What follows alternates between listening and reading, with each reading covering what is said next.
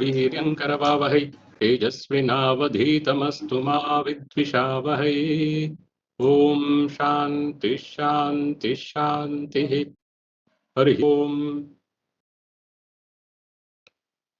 I'll share the PPT and then we'll begin the talk.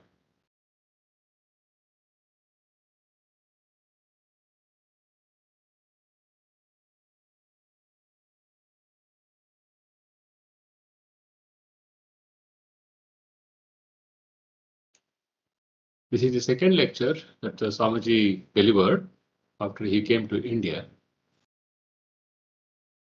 The responsibility placed on us. In India, probably this is the first.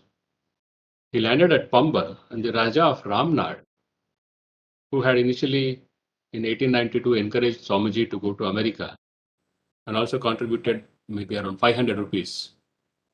He had promised more, but he couldn't later because of the fear that the British Raj would not like it. But he was very enthusiastic. He did every other thing possible to support Swamiji. And when Swamiji returned and landed in India, he was there at the seashore to receive Swamiji. And later he built a big monument, a small sized pillar to commemorate the place, event and the time and the place where Swamiji landed on India as Swami Vivekananda, the world famous Vivekananda. And then he received him, he himself personally pulled the chariot and all that. And he wanted to receive Swamiji as a royal guest. And he was the host of Swamiji also. So they gave a waitress welcome to Swamiji, and the Raja of Ramnad also spoke very briefly, but everyone could feel his emotional connect with Swamiji. In answer to that, Swamiji gave a short reply. We will see that reply. I have given this title, The Responsibility Placed Upon Us. In Colombo, he gave the talk Vedantism, which we saw last Sunday.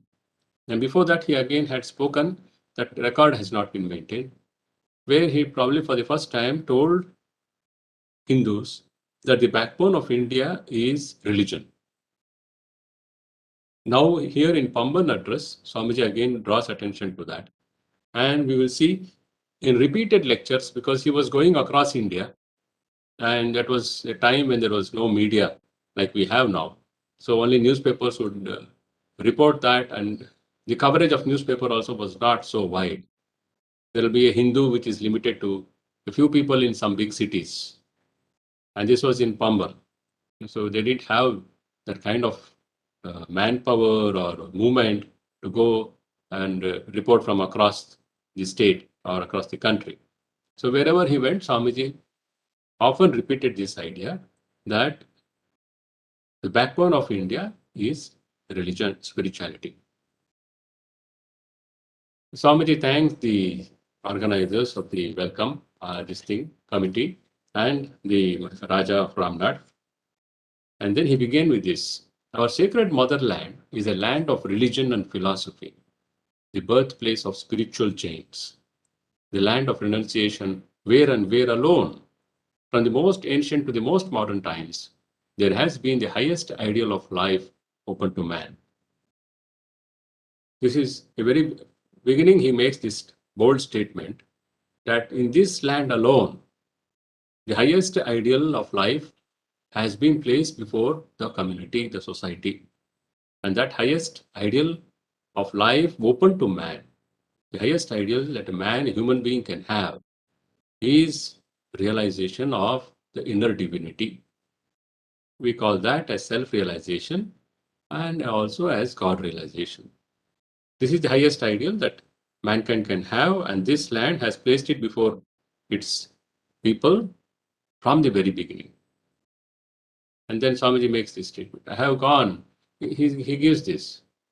I have been to the countries of the West, have traveled through many lands and many races, and each race and each nation appears to me to have a particular ideal. Just like each of us, we are unique, we have some particular traits, tendencies, something which makes us different from others. The unique of every human being, though we are all same human beings, same kind of this thing, we have futures. I am a man, you are a man, I am a woman, you are a woman. But but still we have differences. Not just how we decide, what we feel, how our ego functions. In everything, there is something which is unique for me. Swamiji extends this and he says it is not just individuals, the group of individuals also seem to have a particular tendency, commonality. It is like a family. There is a family of 10 members. Each of them look different from each other, but they have a commonality in what they believe in, what they live by, and what are their basic dominant tendencies in life. Every family will have this, something unique for that family. And it will extend like that, something unique for that caste or community. When someone is an expert in this, the moment they see, they can place the person and say he probably belongs to this background, culturally, economically, in other dimensions also. If someone has an expertise in this, they will place the individual to this group because there is some mannerism, there is some expression in the language, in his interests, and in the way he conducts himself, which tells us he probably belongs to this group of people. Extend that in a bigger sense, every society or every nation has something which is unique for that as a group of people. This is the point Swamiji is making. Every race and each nation appears to me to have a particular ideal, a prominent ideal running through its whole life. There will be other subsidiary ideals, but the dominant note of that society will be one. This ideal is the backbone of the national life. So whatever is that dominant note or the highest ideal, common ideal, accepted by that society, by its cobbler, by its beggar on the street, by its farmer, by its businessman, by the housewife, by the administrator, by the king, by the ministers, by the wise people. Each of them have their own individual ideals and goals and purpose in life, but they all seem to have a common ideal, which makes them unique as a group, as a country, as a race. And that will be the backbone, the national life's backbone. For India, Swamiji says, not politics nor military power, not commercial supremacy nor mechanical genius furnishes India with that backbone, but religion. And religion alone is all that we have and mean to have. Spirituality has always been in India. So Swamiji's first statement is, each of us, each nation, we have a unique identity, a dominant ideal, a note of thinking and being, and for India, it is religion and spirituality. Each race and each nation appears to have a particular ideal, which is the national supremacy. While other nations have ideals like politics, military power, commercial supremacy, mechanical genius, India's ideal has always been religion and spirituality. Next, Swamiji draws attention to this.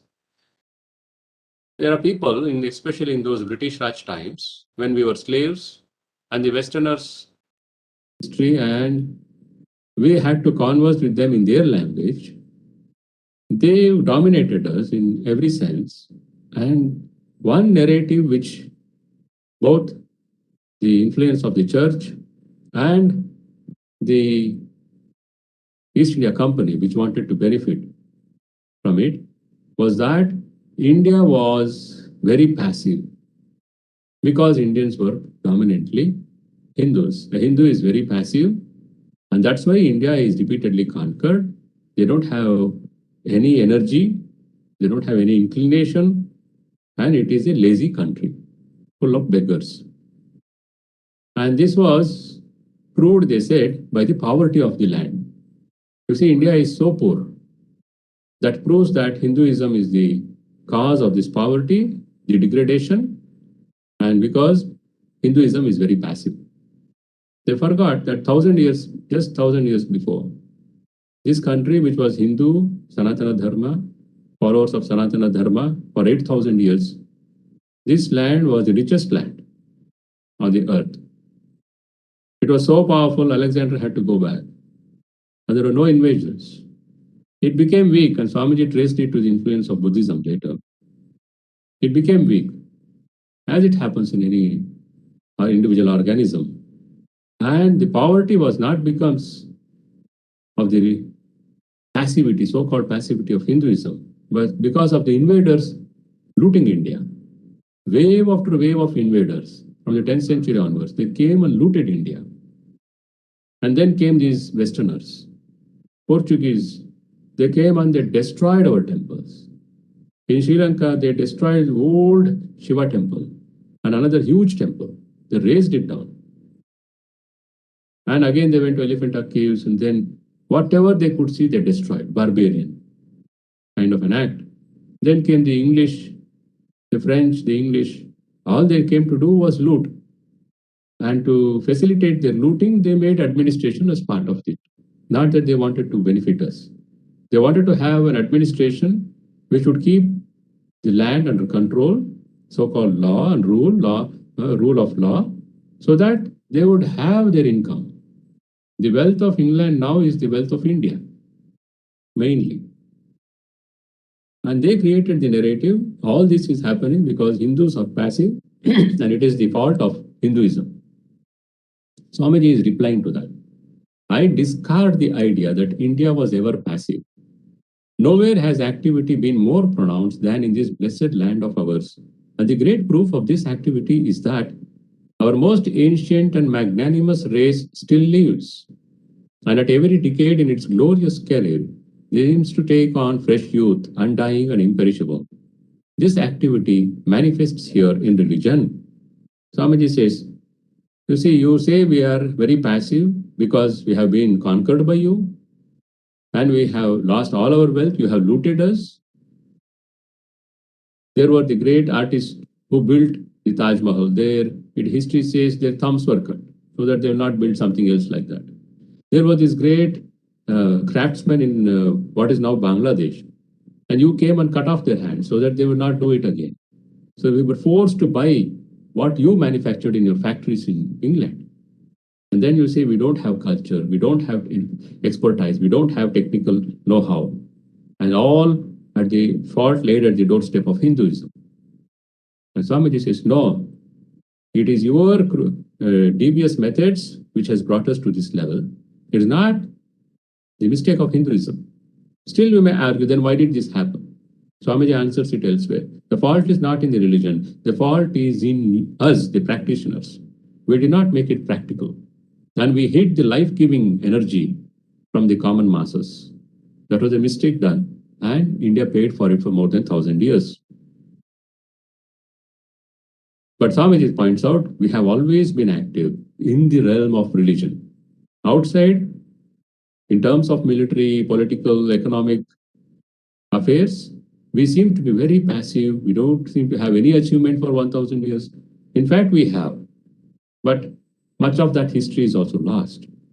But at any point of time in this history of this land, of this Sanatana Dharma, we find intense activity in the realm of religion.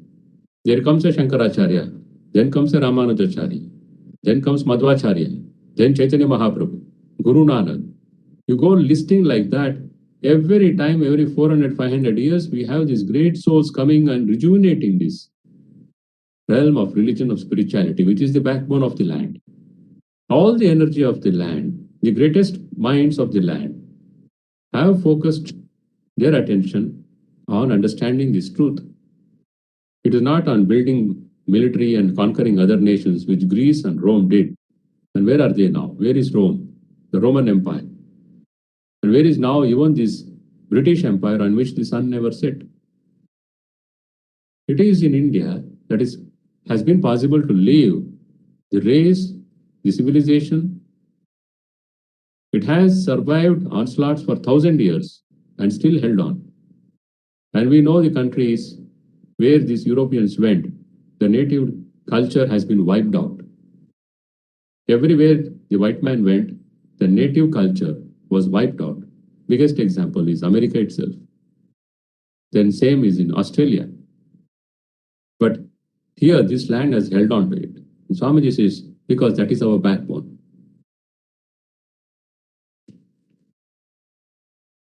The activity of the Hindus manifested itself in religion, but those engaged in grosser activities tend to judge the Hindus through their own standards of activity, which are in other planes. Swamiji makes this point. You say, I am inactive because you jump around and you build forts and you go and fight with people and conquer nations. We also did that. It is not that we didn't have powerful kings. We have had great, very powerful kings. The history is replete with those kings. Not just Ashoka, whom we had forgotten, a great conqueror who built a great empire. We forgot him until someone discovered, oh, there was a great king Ashoka. So this land has never bothered much about kings. But we have not forgotten a rishi who lived thousands of years ago. Every Hindu somehow links himself to some great rishi of the past. We may forget even an Ashoka, but we will not forget a rishi who lived 8,000, 5,000 years ago. I say I am his descendant and I am proud of what he achieved. And his achievement was not in building an empire, but in discovering some element, some aspect, some dimension of truth. So that is a proof again that India has always held on to religion. Swamiji gives this example. But it is a peculiar fact in human nature that it judges others according to its own standard of activity. A cobbler will judge the world according to his standard of excellence and understanding in life. A businessman will do the same thing. A politician will do the same thing. A householder will do the same thing. A renouncer will do the same thing. Each will see the world through his own prism. Swamiji gives an example. Take, for instance, a shoemaker. He understands only shoemaking and thinks there is nothing in this life except the manufacturing of shoes. A bricklayer understands nothing but bricklaying and proves this alone in his life from day to day. Why is this? Because we cannot see beyond what we are capable of. That is the point. Swamiji says this visibility of impact, the gross manifestation. You are a bricklayer, you build a building, it is visible. You build a machine, it is visible. It is something very gross, easily visible at the physical level. There is something less visible at the intellectual plane. Material plane, any achievement you do, the whole world will see. You build the largest building, biggest dam, and you say how great I am. You see, I built such a big dam, such a big building. You see how big my car is, how rich my car is. The material plane is very easily perceived by everyone. Subtler than that is the intellectual plane, which is less visible. How intelligent you are, how keen is your power of discrimination or understanding, your intelligence, that outside people cannot see. Only someone who has a similar level of intelligence probably can see it, but it is less visible. And behind that, subtler than that, is religious and the spiritual plane, where whatever progress we do, whatever perceptions we have, that only we will know. Nobody else can know that. And even for us to know that, it will take a long time. So the intense activity of India has been at this core level, the spiritual dimension. That is not visible outside. So people say India is very passive, nothing is happening. But you don't know that at the dimension of spirituality and religion, India is intensely active. Great indeed are the manifestations of muscular power, and marvelous the manifestations of intellect expressing themselves through machines and the appliances of science. Yet, none of this is more potent than the influence which spirit exerts upon the world. So Swamiji says, you see, there is a difference in these three planes, what you manifest, but nothing is more potent than the influence which spirit exerts upon the world. You may build the biggest dam and the tallest building, and you may, with your intellect, manufacture and bring out so many new appliances. But the influence, the last longing, deepest influence, the most potent influence will be created by the spirit. And that's what we see. The world may have forgotten great scientists and emperors, but they remember the avatars, the prophets, the saints. That is because their influence is in the realm of spirituality. It is also important to recognize that while the manifestations of muscular powers are marvelous, manifestations of the intellect through the machines of science are even more so. Yet not one of them is more potent than the influence which the spirit exerts upon the world. Millions and millions of people are influenced by the great rishis of this land. Millions and millions of people have worshipped and even now worship Lord Rama, Lord Krishna. Millions of people worship Bhagavan Buddha, Mahavira, Guru Nanak. Millions worship Jesus Christ, Muhammad Prophet. All the great kings are forgotten, but these personages will never be forgotten because they influence at the core of human life. Whatever is manifested, that is the spiritual dimension.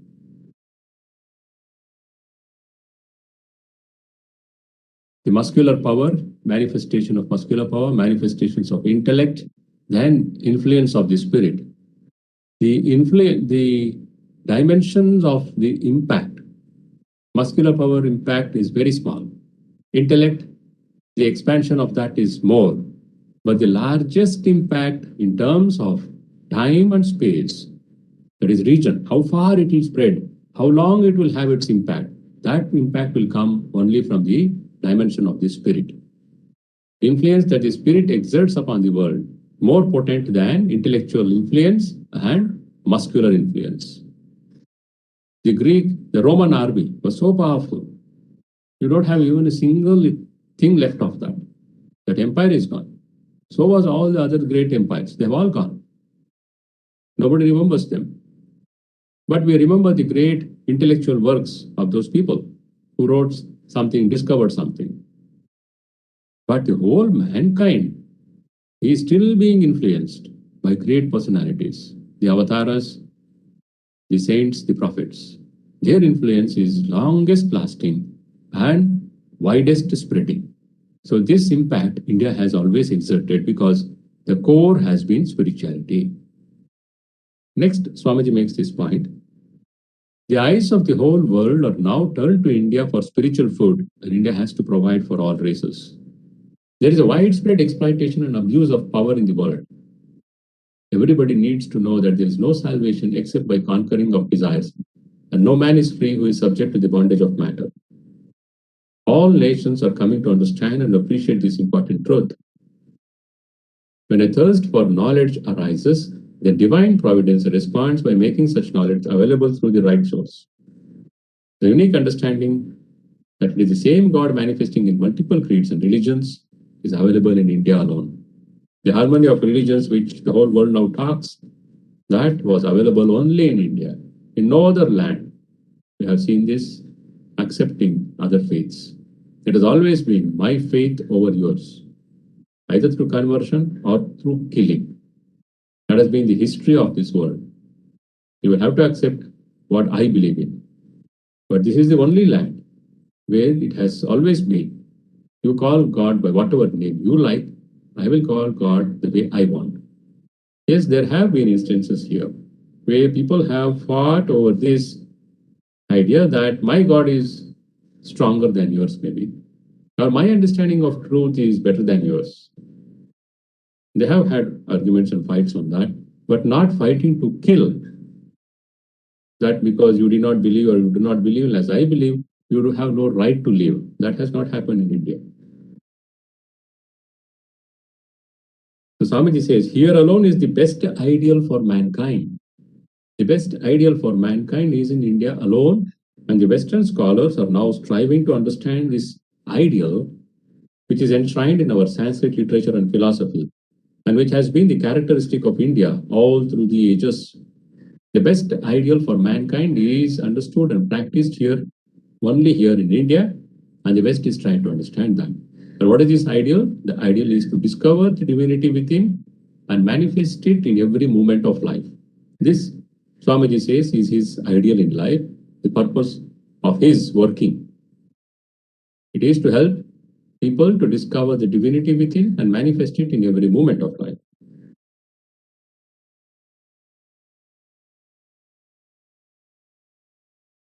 As soon as the disciple is in a position to grasp this truth, the words of the Guru come to his help.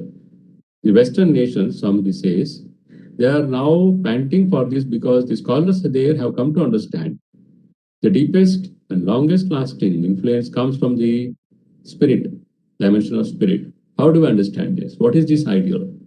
And they're looking towards India. So Swamiji is pointing this out. He says there was never a time now as now when there is so much of high-handedness, robbery. Then he says, we Hindus have been placed under God's providence. We have a special responsibility now. When there is a need, the Lord sends his help, as he has promised in the Gita. Whenever virtue subsides and immortality prevails, then I come again and again to help the world. As soon as the disciple is in a position to grasp this truth, the words of the Guru come to his help. The Lord sends help to his own children in his infinite mercy, which neither ceaseth and is ever flowing in all creeds. Our Lord is the Lord of all religions. So it is not my Lord is the only Lord or my Lord is superior to your Lord. It is one Lord. Ekam sat vipra bahuda vadanti. This we have understood, discovered and understood thousands of years ago. And this idea belongs to India alone. And Swamiji says, I challenge any one of you to find it in any other scripture of the world. So what is this? There is no salvation except through the conquering of desires, and no man is free who is subject to the bondage of matter. So you have to discover the divinity within. This is the highest and best ideal for mankind. And this ideal, it is the responsibility of every Hindu to practice and help others to learn. Hindus are now placed through God's providence under a great moral obligation. Since the dawn of history, no missionary went out from India to propagate Hindu doctrines and dogmas. But a wonderful change is coming upon us, inspired by the Lord. Hindus have now been placed under God's providence in a very critical and responsible position. Nations of the West are coming to us for spiritual help. A great moral obligation rests on the sons of India to fully equip themselves for enlightening the world on the problems of human existence. This, Swamiji says, is the challenge we should take up as Hindus, as Indians.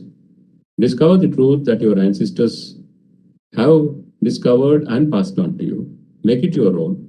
Make it your own experience. And then help others who are coming to seek this truth. Share it with them. This is the great moral obligation on the sons of India.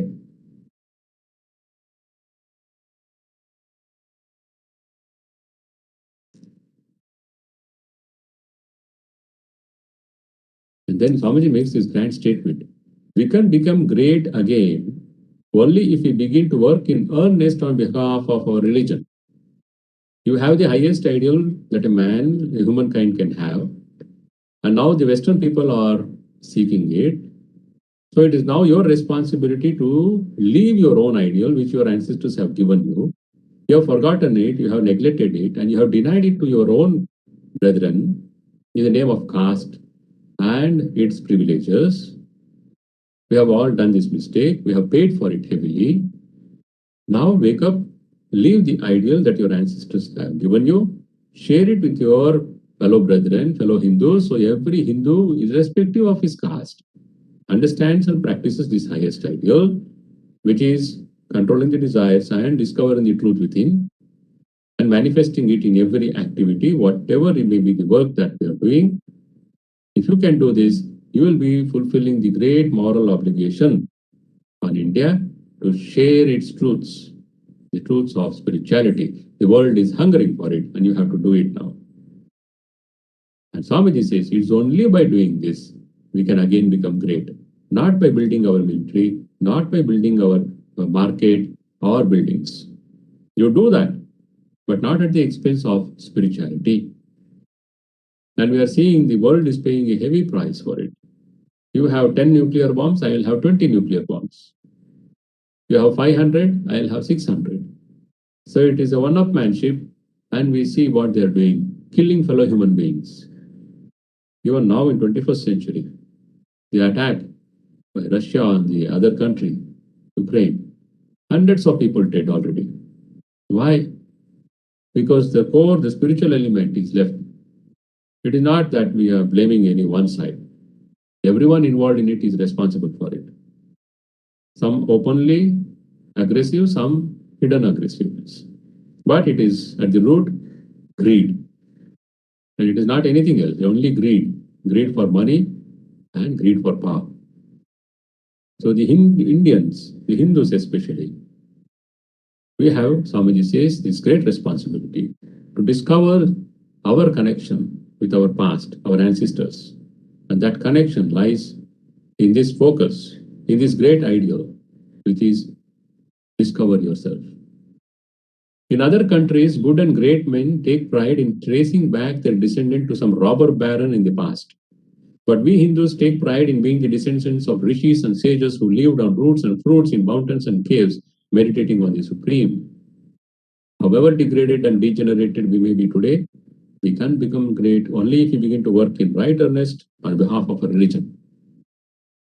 In the name of so-called secularism, the country made a mistake of saying religion should be left out. But Swamiji was not of that opinion. There's nothing wrong with our religion. If someone is misinterpreting and misreading it, it is his problem. This is a religion which says Vasudhaiva Kutumbakam. The problem comes when any religion says, I have the only key for heaven. My interpretation, my understanding of God is the only correct interpretation. My prophet is the only prophet. It is such faith which brings disharmony to society. Not a faith, not a Sanatana Dharma which says, Ekam Sat Vipra Bahuda Vadanti. Truth is one, wise people speak of it in various names. Now, but we are not claiming that there has been no mistakes here. The essence is perfect. Essence is most universal. In practice, selfish people, probably over a period of time, hundreds of years, also because of crookedness, they have distorted it. And now, in the modern times, there are people who, in the so many names and forms, are propagating it for their own selfishness. But religion is not to be blamed. It is social customs, social practices. Everyone is trying to be in a position where they can take advantage of it. So, and they blame religion for it. But Swamiji is very clear. He says, however degraded and degenerated we may be today, we can become great only if we begin to work in right earnest on behalf of our religion. And what is this religion that Swamiji speaks? He says there should be no privileges in the name of caste. But that does not mean you allow your desires to multiply. That does not mean you become materialistic. Your backbone, the backbone of this race is spirituality. You have to hold on to it. One thing we may note, that whereas you will find that good and great men of other countries take pride in tracing back their descent to some robber baron who lived in a mountain fortress and emerged from time to plunder passing wayfarers, we Hindus, on the other hand, take pride in being the descendants of rishis and sages who lived on roots and fruits in mountains and caves, meditating on the Supreme. We may be degraded and degenerated now, but however degraded and degenerated we may be, we can become great if only we begin to work in right earnest on behalf of our religion. This is the short lecture that Swamiji delivered in reply to that address. And at the last sentence, he says, I wish there were half a dozen more such Rajas, referring to the Raja of Ramnad, to take interest in our dear motherland and work for her amelioration in the spiritual line. That's what Swamiji wanted. The upliftment of India in the spiritual line. But that does not mean we neglect the material prosperity. His Guru Sri Ramakrishna presented it, stated it very effectively. There is no religion on empty stomach. And Swamiji knew that very well. So he wanted the uplift of India. He wanted technology to come in. And that was one of the reasons why he went to the West. He said, I want to give them the spiritual truths and bring back in return with Western science and technology. We had science and technology, it was lost. How did we lose it? Every time a plunderer came, he killed our intelligentsia. Do we believe this? You just have to go some 50 years back and see what they did in Bangladesh. The whole intelligentsia was killed when Pakistan was retreating from Bangladesh. Bhadralok they are called. Hundreds of them were killed. That they have done for 1,000 years. When Nalanda was attacked, every scholar there was butchered. And with that scholar went all the science and technology. And this has happened for thousands of years. Every time an invader comes, he says, let me kill these minds, these brains, which can help this land to build again, rebuild again. So we lost a lot of science and technology. But the books, when they were burned, when we lost them, some were preserved here and there. And it is still coming back. We are still discovering. And finally, it is in the race, the genes. So India is building itself just 75 years. And with all the other faults that we have, corruption, cronyism, and so-called democracy controlled by caste and communalism, still we are making progress. And Swamiji's point is, hold on to spirituality. Hold on to spirituality. A spirituality which says truth is one. Everyone is a manifestation of the same consciousness. Not that which says truth is what my prophet discovered and everyone else will go to hell. That will never bring prosperity to India because it will only spread hatred. But the narrative created now is Hinduism is the one which is spreading communism, these communal feelings. That is a narrative created by people who have control over media and other things. But Swamiji is very clear what is Sanatana Dharma. And that kind of a clarity we need to build our country. That was a small lecture. If you have any questions, I'll be happy to take. Next is another small lecture. Is reply to the address at Ramanathapuram.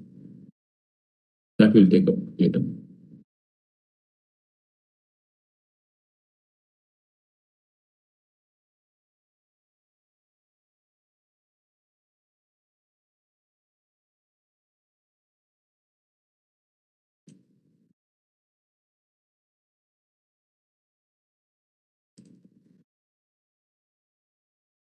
So,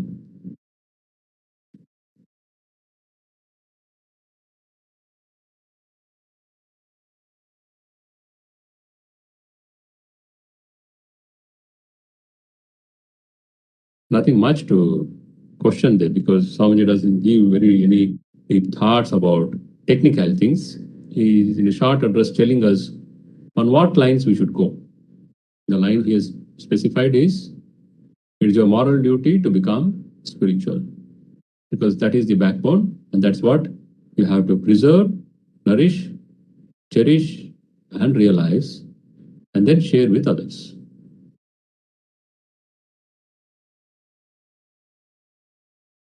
Any question?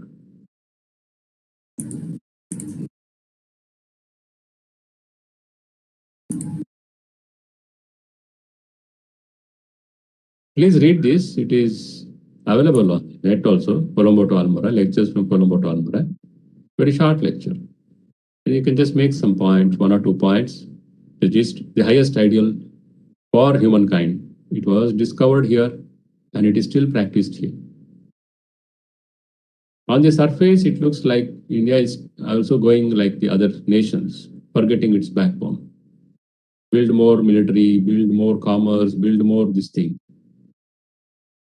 And we are also told only 2 to 3% are super rich, and there are lakhs of people who are still very poor. So this economic growth without inner growth will only make people more greedy, more crooked, more selfish. And it is seen in every sphere. Whether it is politicians, lying, it has become common now to lie in anything. So Swamiji says, let us all strive to realize this highest ideal of spirituality and build our country. Each of us, we have to struggle, trying to be honest, authentic as much as we can, at least struggling to be authentic. And whatever be the struggle, the scope of our action should never be anything which will harm our country or our Sanatana Dharma. And it should always be to say, what can I do for you? How can I help you? That Vasudhaiva Kutumbakam idea, which our ancestors gave us thousands of years ago, our rishis. That is what has to be now understood and practiced. This is Swamiji's call. First time he makes this. This is your backbone, be strong only. If your backbone is not strong, whatever else you may do, you build your biceps, you build your abs, you build your legs, you cannot work because your backbone is weak. Your backbone has to be healthy and strong. Maharajji, I got one question from YouTube. How to balance spiritual and work life? Work is not non-spiritual. This comes from the idea, Western idea. Indian idea is work is worship. How does it become work is worship? Because our worldview is the whole universe is one consciousness. It is not created by God, and there is no Satan or devil trying to tempt me and forget God. It is one consciousness. So every activity can become sacred when it is unselfish and it is connected, linked to the divinity within. What do we mean divinity within? Daivi Sampat is what Bhagavad Gita calls it. In reference to work, we can call it unselfishness and excellence. If your work is excellent, you are at least striving to make your work excellent. And it is unselfish in the sense it is for the good of the organization, good of the department, good of the country, for the promotion of the nature of work you are doing. All your energies are focused on this. That is what we mean by unselfishness. And if it is honest, that work is spiritual. We confuse and think spirituality means only going to temple or masjid or church and praying to God. That is what spirituality is. Spirituality is this: being honest, being efficient, and being unselfish. Now that will be a struggle when I am asked to compromise, be dishonest. The effort should be to struggle against that, not to compromise. And for that, we need courage. How to balance is not the question. How can I be strong? That is the question. How can I be strong so that I don't cheat? I don't lie. I don't allow slipshod work. Chalta hai. No, it goes, that doesn't matter. What does it matter? That kind of attitude should not be there. Whether I am studying for my research, as I'm a student or I'm a lecturer, I should make sure that I put my best efforts. That is spirituality. And it is for the good of this world, good of everyone else. That is spirituality. And I am being honest in that, putting my best efforts. Because when I'm trying to put best efforts, it will necessarily involve sacrifice. We will have to sacrifice something we love, something very dear to us. Sometimes we'll have to sacrifice. Bahujana hitaya, bahujana sukhaya. That is the statement of Bhagavan Buddha. So that is spirituality. So when you're working, you're not working going around, not going to a party, not going to the cinema, because you're studying for your research or you're doing something else. So by denying that, you are focusing on your work and working to accomplish, bring excellence, bring good. That is spirituality, because you are manifesting something higher than the animal level. So that is the way you can bring spirituality into your work. Convert work becomes spiritual activity. Yeah. Thank you, Maharajji. The next question is Swamiji indirectly telling us through his lecture to take up Sannyasa ideal to teach the world about spirituality? Not at all. Not at all. If Swamiji says that, do you think the society can continue? Half will become mad, even if they take up. And it will not work. It has never been the ideal of Sanatana Dharma. How will Swamiji say that? We have first the Brahmacharya Ashrama, then Grihastha Ashrama, then Vanaprastha Ashrama, then Sannyasa Ashrama.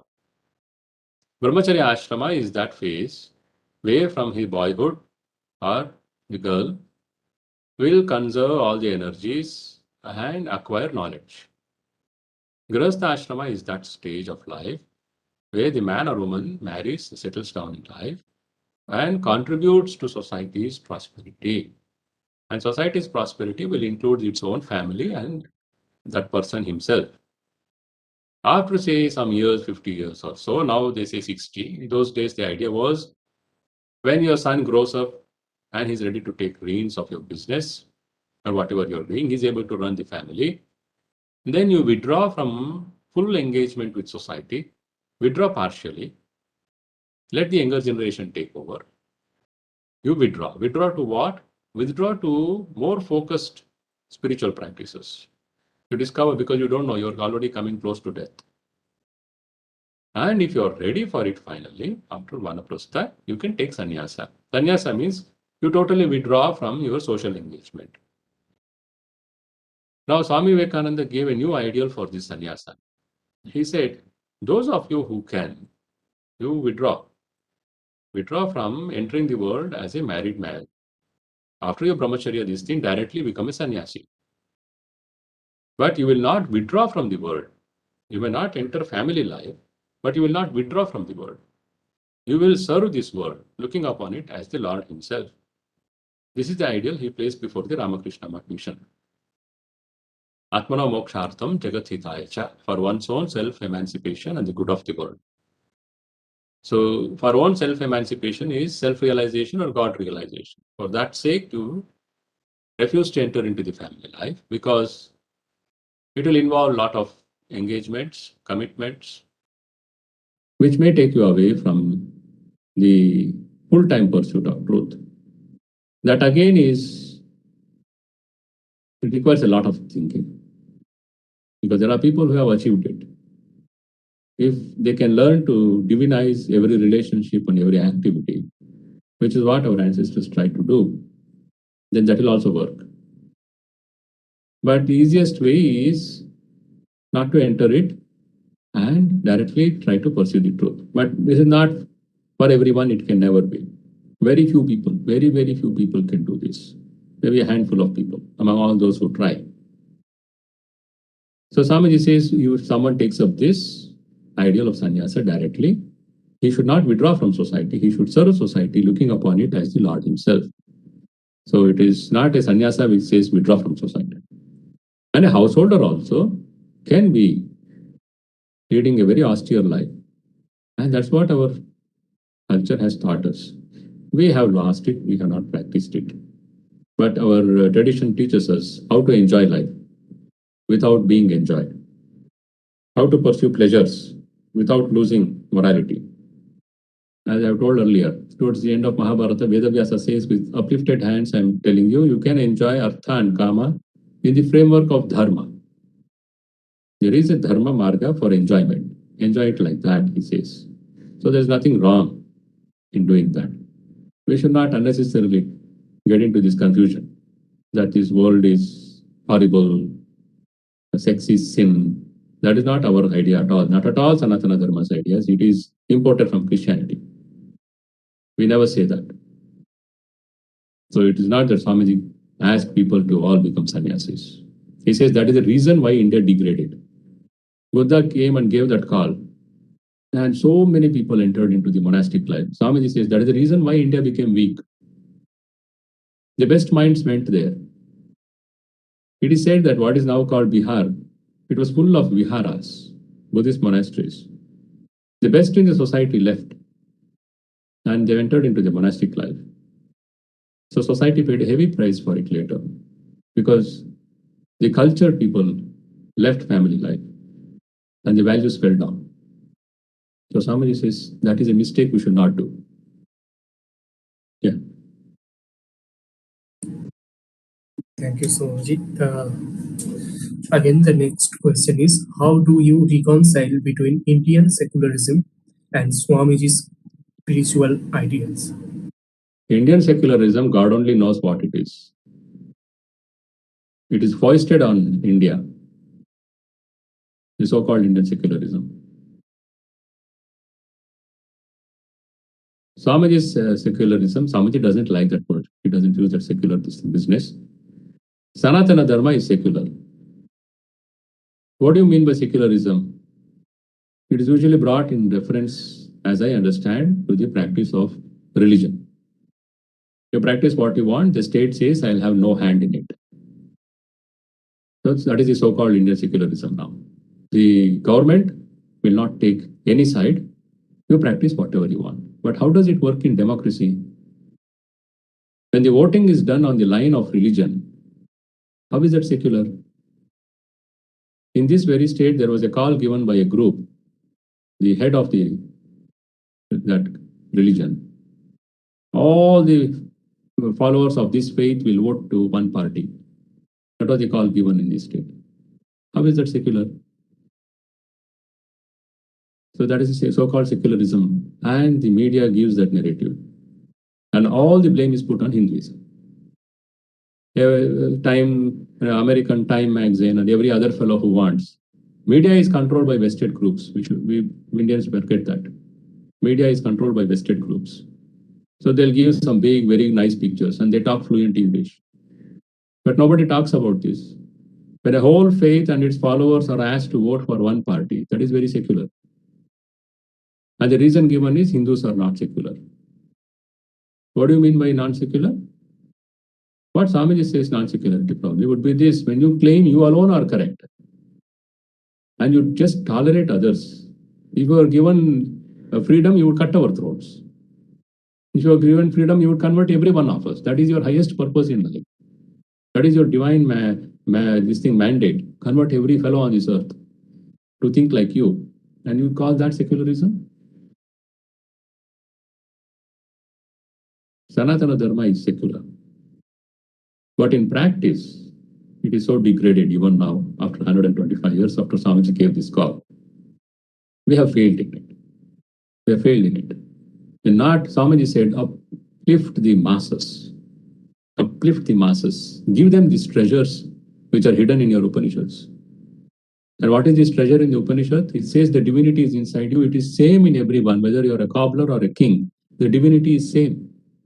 The difference is only in terms of intelligence. You can also be intelligent. Swamiji says, if a Brahmin boy needs one teacher, give 10 teachers to the pariah boy. What we now call SCST. Those days they were called pariahs. No offense meant. Those days there was no SCST kind of words. So Swamiji says, give them 10 teachers. Because you have denied them education for centuries in the name of caste. It is a mistake you did. But don't bring down the yardstick. Don't reduce the yardstick. Don't bring down the standard of excellence. It is an injustice done to the man. Ambedkar knew this truth. Nobody reads Ambedkar, no? You read his Republican Manifesto. The only true man who wanted the uplift of the masses. Other than the spiritual giant like Swamiji, there were many others. But nothing like I am a saint and I am a rishi and all. I am a simple man, self-made man, Ambedkar. You read his Republican Manifesto, you will understand what he speaks. And what we now see is abject. There's no word for it.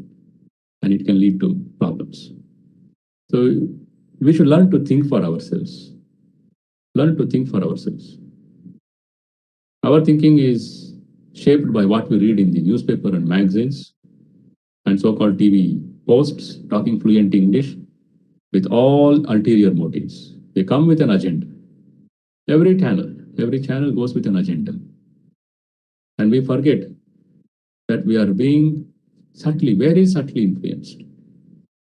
So we have to learn to think for ourselves. That is the first thing. That capacity itself takes a lot of effort.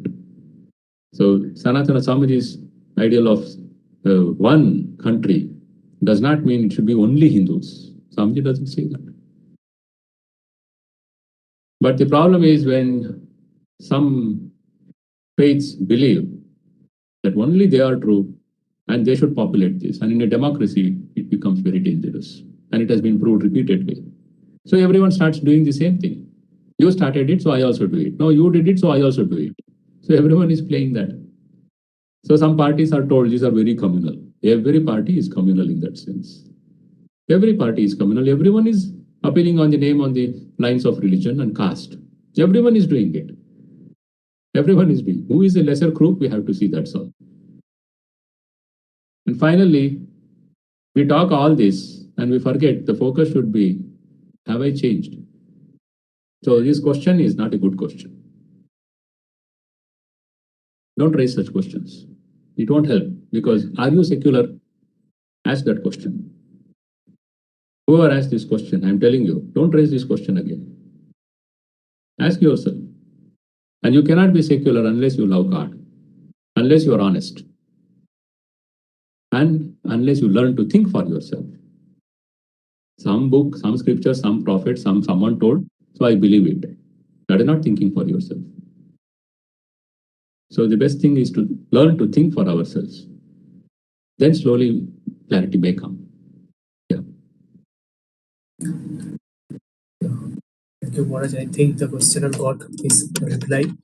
And I would like to ask the participants, if you have any question, you can type in the chat section, or else we can end today's session.